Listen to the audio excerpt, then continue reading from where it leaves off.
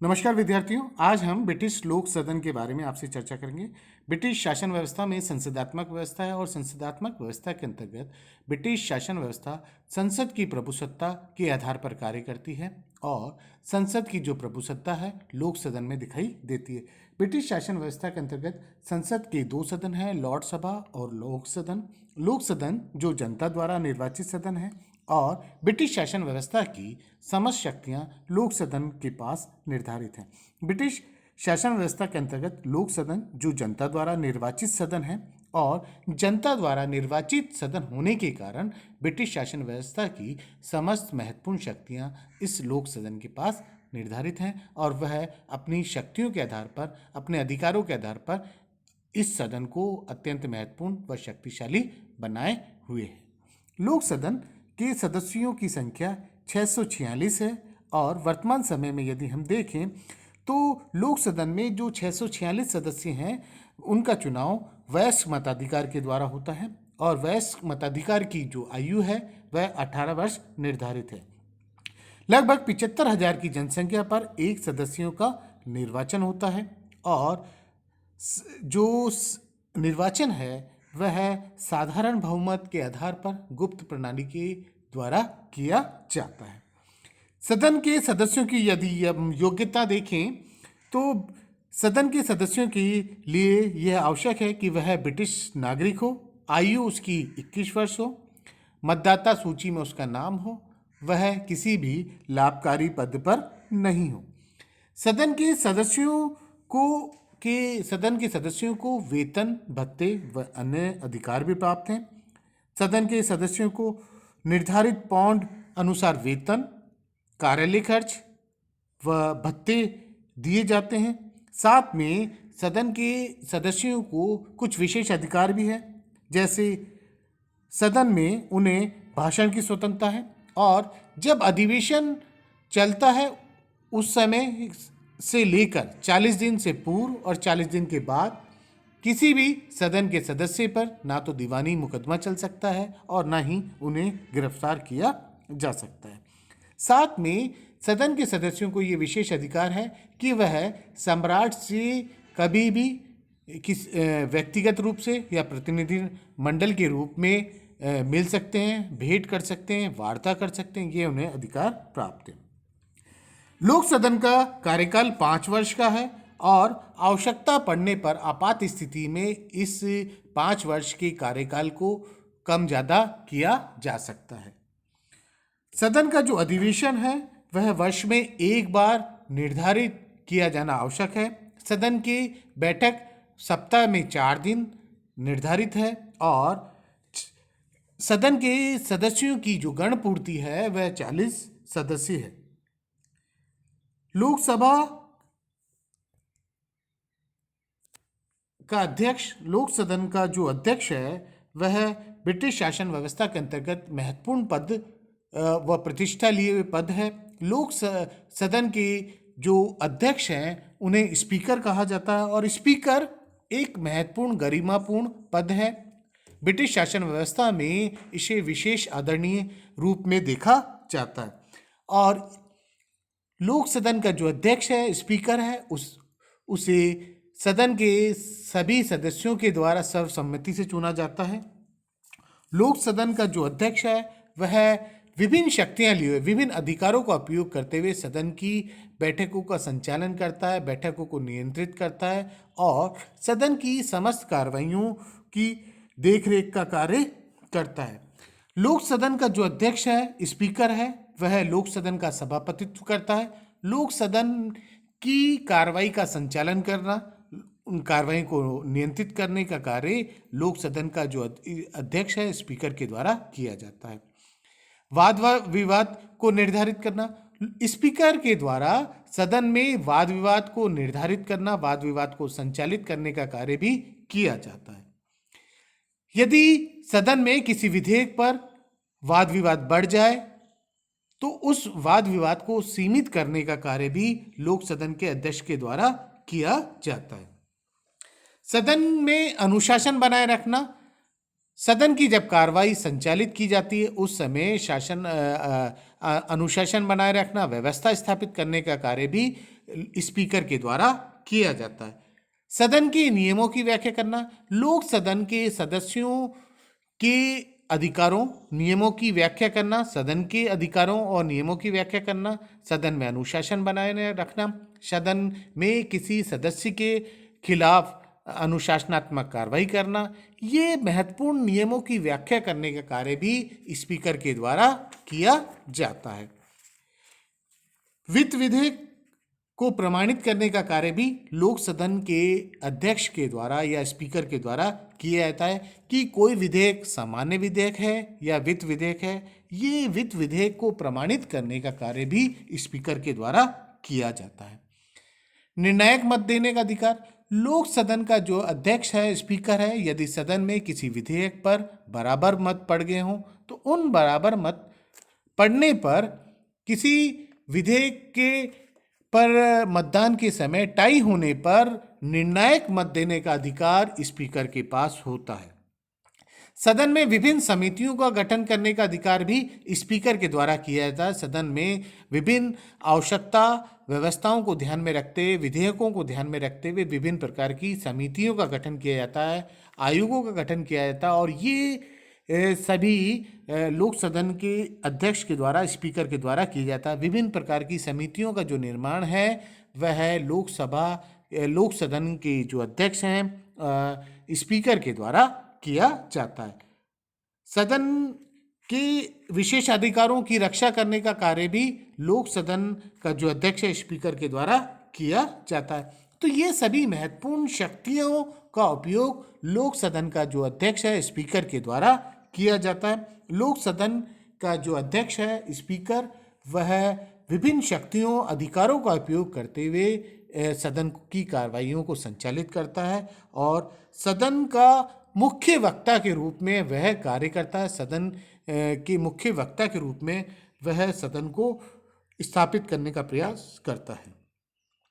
लोक सदन के अध्यक्ष की स्थिति यदि हम देखें तो लोक सदन का जो अध्यक्ष है वो एक महत्वपूर्ण गरिमापूर्ण पद के रूप में कार्य करता है। उसे ब्रिटिश शासन व्यवस्था में अत्यंत आदरणीय रूप से देखा जाता है। लोक सदन के अध्यक्ष के रूप में स्थापित होने के बाद लोक सदन का जो स्पीकर है वह अपने दल से संबंध विच्छेद कर लेता है, निर्दलीय रूप से कार्य करता है, निष्पक्ष रूप से काम करता है और इसी कारण लोक सदन का जो अध्यक्ष है, स्पीकर है, वो उसकी स्थिति अत्यंत महत्वपूर्ण, आदरणीय रूप से देखी जाती है। ब्रिटिश शासन व्यवस्था में स्पीकर का जो पद है अत्यंत महत्वपूर्ण व आदरणीय रूप से स्थान लिए हुए हैं। बहुत ही प्रतिष्ठित पद के रूप में कार्य करते हुए ब्रिटिश शासन व्यवस्था को संचालित करने का स्पीकर के द्वारा कार्य किया जाता है।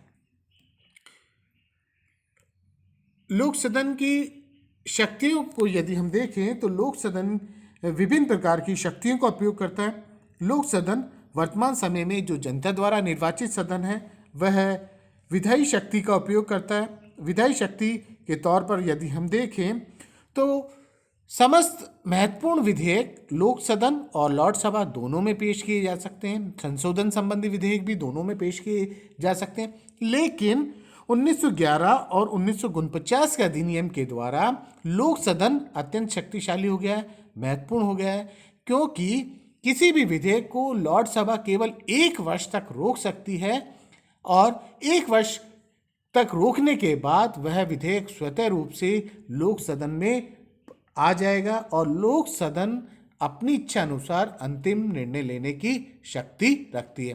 अतः विधायी तौर पर यदि हम देखें तो लोक सदन के पास अत्यंत महत्वपूर्ण शक्ति है।